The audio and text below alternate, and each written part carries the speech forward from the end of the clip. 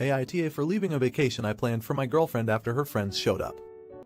My girlfriend, Sarah, female, 29, and I, male, 28, have been dating for 5 years, and I wanted to go on a vacation with her to celebrate. I planned the trip for several months. Of course, I shared my plans with her and decided on skiing, snowboarding, other winter activities and co. The activities seemed perfect, and I was looking forward to this for months because I wanted to propose to her at the end of the trip. 5 days before the trip, Sarah dropped the ball on me that she invited 2 of her friends to meet her there. I was upset because I wanted to spend one-to-one time with Sarah for our anniversary. I feel like it was plain and clear that this was a trip for just us. Even though I expressed my concerns, Sarah insisted that her friends already made plans to come and won't back out. I decided to accept this because there was no way for me to force her friends to not come. I wish I fought more on this. I figured we could make some changes to our plans, and I would still be able to propose to her privately. Sarah essentially blew me off for her friends and we didn't get any private time. After 3 days of being in second place, I decided to leave the trip and head home. I told Sarah why I was leaving, and she was upset. She told her friends about my decision, and I was ganged up on. They said we were all having a great time. She thinks I'm being a jerk for making her pick between her friends and me, even though her friends weren't invited in the first place. I never had personal issues with her friends prior to this trip.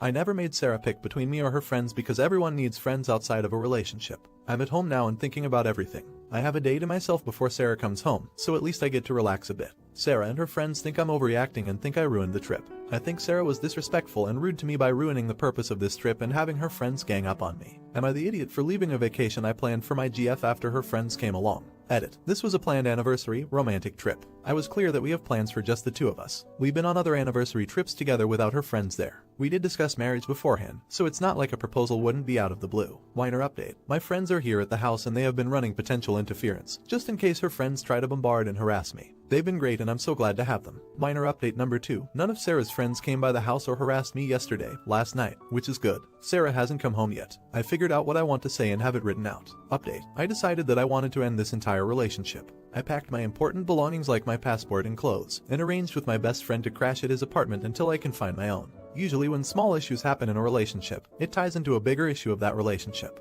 The main reason why I decided to break up is because I realized that her friends will always be closer to her than me. Sarah has favored her friends over me and blown off some of our plans for her friends more than once. I was lying to myself for years because I didn't want to face reality yet. I had hoped she would change, but this trip really opened my eyes that I will always be in third place to her. I expressed my feelings multiple times, and Sarah promised she would change.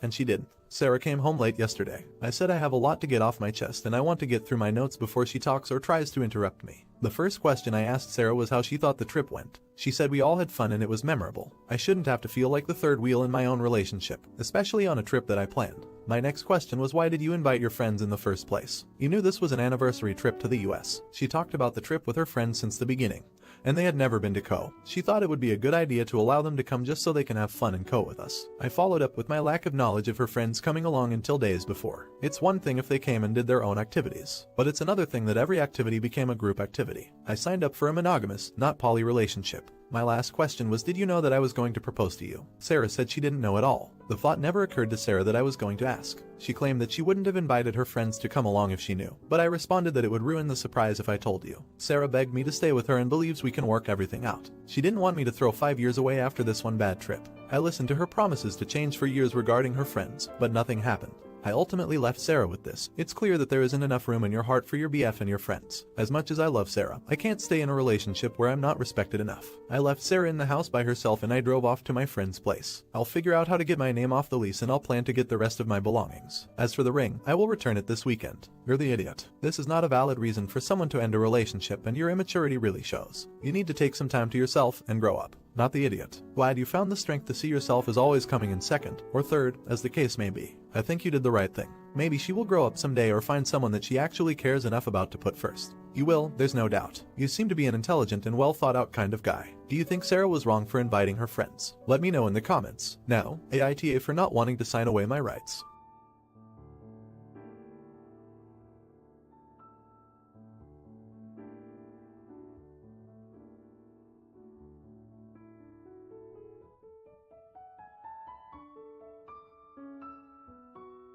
Look, I know this is my choice, and I have a right to say no, but right now it feels like the rest of the world doesn't agree. Honestly, I, male, 26, didn't know this woman that well when we first met through a dating site. She was 35 and according to her profile was single, never told me she was married. We went out on a few dates for 4 months until she told me she wasn't interested anymore. I later found out it was because her husband was getting suspicious and she needed to cut her losses. But a few months later she contacted me again and told me she was pregnant. It hadn't been that long since we slept together and she confessed everything. Her husband still didn't know yet because she wanted to find out who the father was first. We did the prenatal paternity test and confirmed her baby is also mine. She had to tell him after that and it was a poop show. He wanted to speak to me and called me crazy. She got him to leave me alone after telling him I never knew about her being married. We were both lied to by her. They're apparently trying to work things out, but here's the thing. Her husband wants me completely out of the picture and is willing to adopt my baby if I terminate my parental rights. He doesn't want me in their lives at all and this is his only condition or he's divorcing her and taking their 2 kids. Don't know if he can actually do that, but she's begging me to do this or it'll completely break their family. Neither of them are considering that this is my child too and I want to be in my child's life. I said I would not and it's causing all these problems. She's called several times telling me how badly this is hurting her family and her kids are hurt and confused because her husband's temporarily moved out until this condition is met. She feels guilty for doing this to them but says she wants to fix her mistakes and make their marriage work if I could just do this. Plus to her, it's a sweet deal for me since I won't ever have to raise this baby or be responsible financially. I don't see it that way. I want to be a dad to my son. But it feels like what I want is hurting everyone else, like her kids. My close friends who know all this get I want to do right by my kid. But feel I should walk away from this messy situation as it'll always be a part of my life if I choose to be involved and it's possible if her husband is willing to adopt my son after birth. He'll have a good life. Nobody else in my life thinks me being in my son's life is a good idea and I don't know if it really is such a bad thing. She's due in 2 months and I don't know what to do. Am I the idiot? Update. It's been a while since I posted this and a lot has happened since then. And by a lot I mean I finally became a dad. My son is healthy and beautiful, the most beautiful baby I've ever seen. One of the best things to ever happen to me honestly, despite the drama. Thank you everyone who was helpful and encouraging in this situation. It felt good to know even with what everyone else was saying. I had a right to say no to my ex's demands and I'm not the one at fault for what happened. Several of you had suggested I talk to her about switching it around so that I could ask about getting full custody instead of being cut out if her husband had such a problem with me being around. Was a great idea and I feel pretty stupid for not thinking about it myself. So here's what happened. I decided to try again and contact her husband because throughout this whole time he was refusing to speak to me. But I just wanted to see if I could get through to him as a last resort. He agreed for us to talk and I was shocked to find out he'd actually changed his mind about accepting the baby 2 months ago, before I made the post. Originally, he did have the condition that he'd only take her back and adopt my son if I wasn't in the picture, but decided he didn't want to raise another man's baby. So she lied to me about him still having this condition and this was just her attempt to try to fix everything even though he was planning on going through with the divorce. He was pretty mad about what she was doing too, so he was kind of on my side about it. Did get a lawyer involved and had another talk with her as well after he spoke to her pretty much saying he'd never take her back no matter what she did at this point. That got her to see trying to keep me out wasn't going to do anything. I brought up the full custody thing to see if that was something she wanted and she agreed. To her there was no point in having my son full-time with this whole divorce going on and she doesn't even have her own place. He moved back into their house with kids and she ended up leaving. Going through with my attorney, I was able to establish paternity after my son was born so that I'd be legally recognized as his father instead of her STBX. As of right now, he's with me full-time but she still comes by to visit. Her life is a total mess right now with the divorce and she's still pretty bitter towards me about it. It's not perfect but I'm just so happy having my son in my life. Holding him for the first time, it made all the struggles worth it. It's definitely overwhelming doing it mostly on my own. But I don't regret how things played out. So thanks for the support and advice. It really helped make a difference when I couldn't see a way out of this without feeling like I was doing something wrong. Not the idiot. Congratulations, Dad. Raising a child is everything. It will take you to every end of the emotional spectrum and everywhere in between and it will still be something you wouldn't trade for the world. Stay strong. And remember that our strengths come from when we feel our weakest.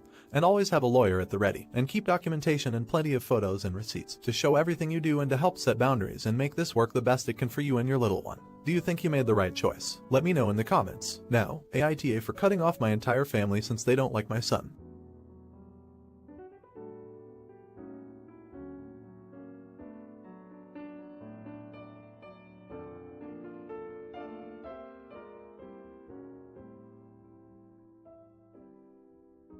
I, female, 25, have a 6-month-old son. His father is deceased. His father's family don't want anything to do with him and my own family, minus my dad, have told me that they don't want anything to do with him either. I've read and heard enough to know that I shouldn't expect anyone to help me and that my kid is my own responsibility, so that's how I've been dealing with everything. I work from home so I don't really need a babysitter for work or anything either. I'm okay to be edge. I'm still dealing with grief and I'm kind of lonely, but every time I talk to anyone they always remind me that they don't want to deal with a baby. For example, I sent my sister a funny post and before reacting to the post she sent me a warning text saying that this doesn't mean she'll babysit. I didn't even mention my son. Everyone does this to me, my mother, sisters, friends. They also act like I made a mistake for not terminating after my BF passed, so yeah, I'd rather be lonely. We have a family group chat and although I don't bother texting there after my sisters told me not to send any pics of my son because nobody cares except me, I do read their conversations to feel something idiotic. Well, like how they didn't realize I was in the group chat because you know family group chat, but they were talking about how they have a surprise party planned for my birthday.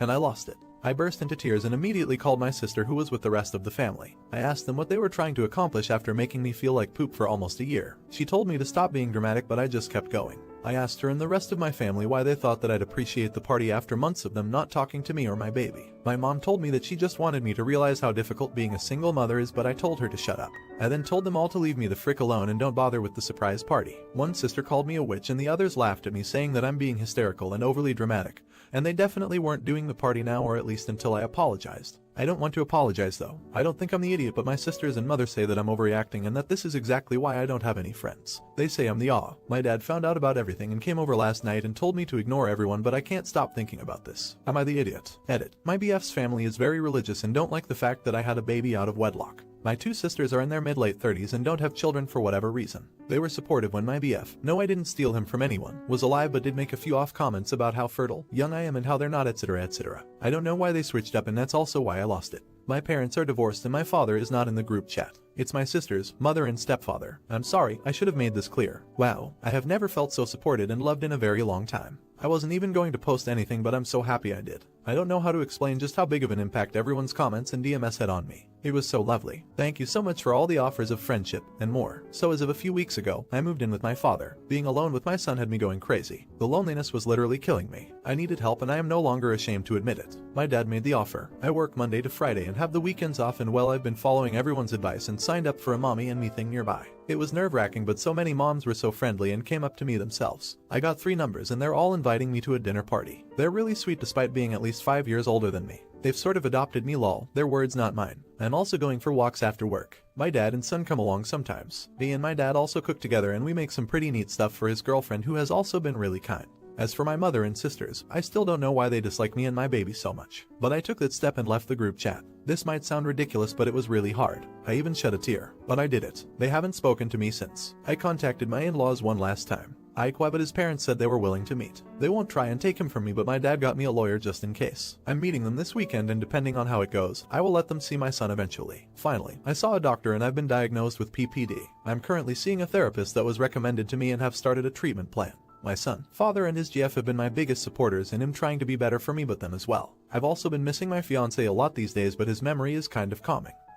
It hasn't been very long, but I'm already seeing improvements in my life. It's crazy how making my original post kickstarted this change. Thank you so very much for everything. Edit. Thank you so much for all the nice comments and messages. I'm trying to read them all, but there's too many and I cannot keep up, haha. I've shed a few tears as well. The meeting with my in-laws went well and my fiance's mother cried a lot and said she was so sorry. I didn't give too many details, but I did show them pictures of my son. They still won't be meeting him till a lot later and without me, but it's progress. Also, I call my fiance my BF and fiance because, well, he passed away a week before proposing to me. I found the ring and his friends told me. So although he was never officially my fiance, it's just comforting. And I call my in-laws because it helps with the word count. But yeah, thanks again. Not the idiot. I am so proud of you. You are doing amazingly well. Your dad is a rock star. Now, make sure to bring your dad with you when you meet up with them and record the encounter. There is something fishy going on. I don't trust them not to completely try to screw you over. If it was me, I really would not want to meet them after all of this. They can crawl back under whatever rock they have been living under. Be careful, please. Think it over carefully before you allow them into your life. You are finally getting it back together. You don't need them messing you back up.